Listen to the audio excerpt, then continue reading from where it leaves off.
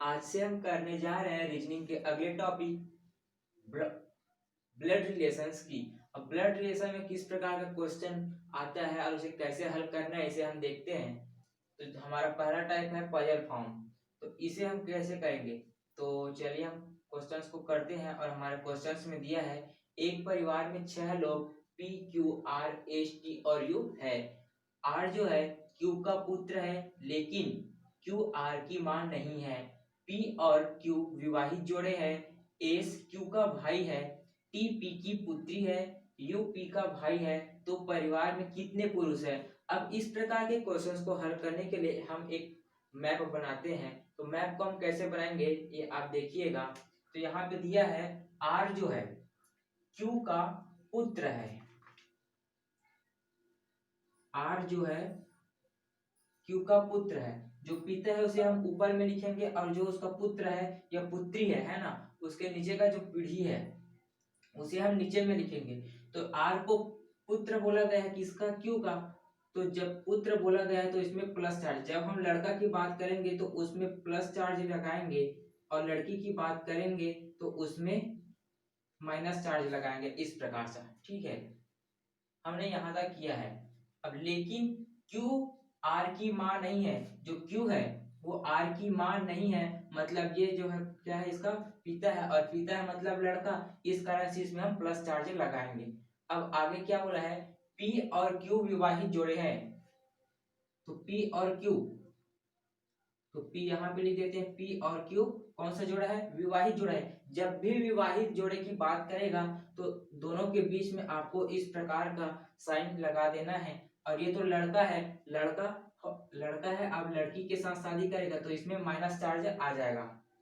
अब आगे बढ़ते हैं। तो एस जो है क्यू का भाई है, इसको हम हटा देते हैं।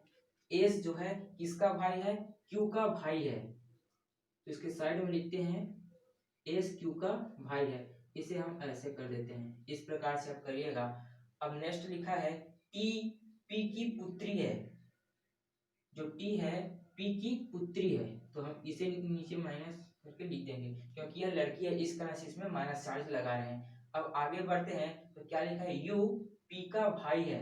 जो यू है ना, यू है वो पी का भाई है। भाई मतलब यहाँ पे प्लस चार्ज है। तो परिवार में कितने पुरुष हैं, हमने पुरुष को या बोला जाए तो लड़का को कौन से चार्ज से लगाए हैं, प्लस चार्ज से शो क्यों है। तो देखते हैं कि इसमें प्लस चार्ज कितने हैं। तो यहाँ पे काउंट करते हैं, ये एक हो गया, ये दो हो गया, ये तीन हो गया और नीचे में क्या, हाँ चार। तो इस परिवार में टोटल कितने पुरुष हैं, तो इस परिवार में टोटल 4 पुरुष हैं। इस प्रकार से हम इस ऐसे क्वेश्चंस को करेंगे। इसी में बहुत सारा क्वेश्चन बनता है एक ही कथन में, तो उस क्वेश्चन को हम इसमें करते हैं।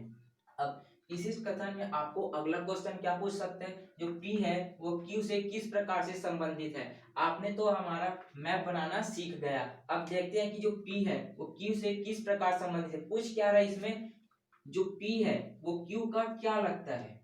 तो हम यहाँ पे देखते हैं, जो P है वो Q का क्या लग रहा है, पत्नी लग रहा है। जो बराबर का साइन है वो विवाहित जोड़े को बताता है। तो यहाँ पे माइनस का चार्ज है और पूछा है कि P जो है Q का क्या लगता है। तो P जो यहाँ पे क्या लग रहा है, Q का पत्नी लग रहा है। इस प्रकार से जब आप मैप बनाएंगे तो आपका सवाल जो है बहुत ही आसान हो जाएगा। फिर इसमें और अलग करते हैं, इसमें चेंज करते हैं। अब इसमें आपको नेक्स्ट क्वेश्चन क्या पूछ सकता है, आर का मामा कौन है और दूसरा क्या है, टी आर से कैसे संबंधित है। तो हम देखते हैं कि यहाँ पे आर का मामा कौन है। तो हम अपने मम्मी के भाई को क्या बोलते हैं, मामा बोलते हैं। तो यहाँ पे जो आर की मम्मी कौन है, क्यों, तो इसका पिता हो गया और इसकी मम्मी कौन हो गई, पी हो गई। और पी का भाई कौन है, यू।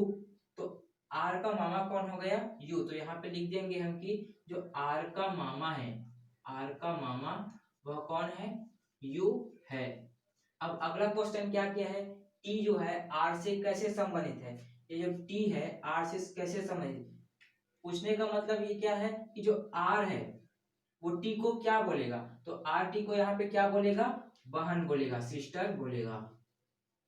इस प्रकार से अब हम अगला क्वेश्चन करते हैं।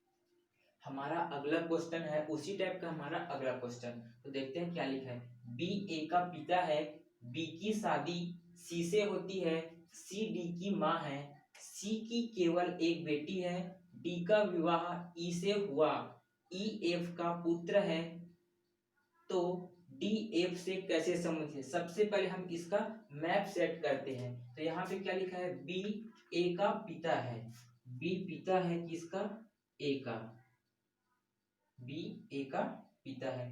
बी की शादी सी से होती है, बी की क्या होती है, शादी होती है, किससे, सी से। सी जो है डी की माँ है, सी डी की माँ है, सी की केवल एक बेटी है, डी का विवाह ई से हुआ, डी का जो विवाह किससे हुआ, ई से हुआ, ई जो है एफ का क्या है, पुत्र है, ई एफ का पुत्र है। अब ये लड़का है तो ये लड़की होगी, है ना। अब ए का संबंध कैसे निकालेंगे, यहाँ पे लिखा है कि सी की केवल एक बेटी है, तो ये तो बेटी नहीं हो सकती, अगर ये बेटी होती तो इसकी दो बेटियां हो जाती, तो ये हो गया आपका लड़का, तब हुआ आपका सी का केवल एक ही बेटी। अब क्वेश्चन क्या दिया है ये देखते हैं। हमारा मैप तैयार हो चुका है। डी एफ से कैसे संबंधित है, जो डी है वो एफ से कैसे संबंधित है, तो एफ डी को क्या बोलेगा ये बताना है आपको। तो एफ जो है डी को बोलेगा पुत्रवधू, पुत्रवधू या बहू। इस प्रकार से अगर आपको पूछ दे कि इसमें पुरुष की संख्या क्या है, तब आप क्या करेंगे, ये एक नंबर हो जाएगा, ये दो और ये तीन, यहाँ पे तीन पुरुष दिखाई दे रहे हैं, लेकिन जो एफ है इसमें ये नहीं बताया गया है कि ये इसका पिता है या माता है, तो इस कारण से हम इसे डिफाइन नहीं कर सकते। तो इसका आंसर क्या हो जाएगा, सी एन डी। और हिंदी में इसे ज्ञात नहीं किया जा सकता, इसे ज्ञात नहीं किया जा सकता, नहीं किया जा सकता। इस प्रकार से आप इस क्वेश्चन को करेंगे।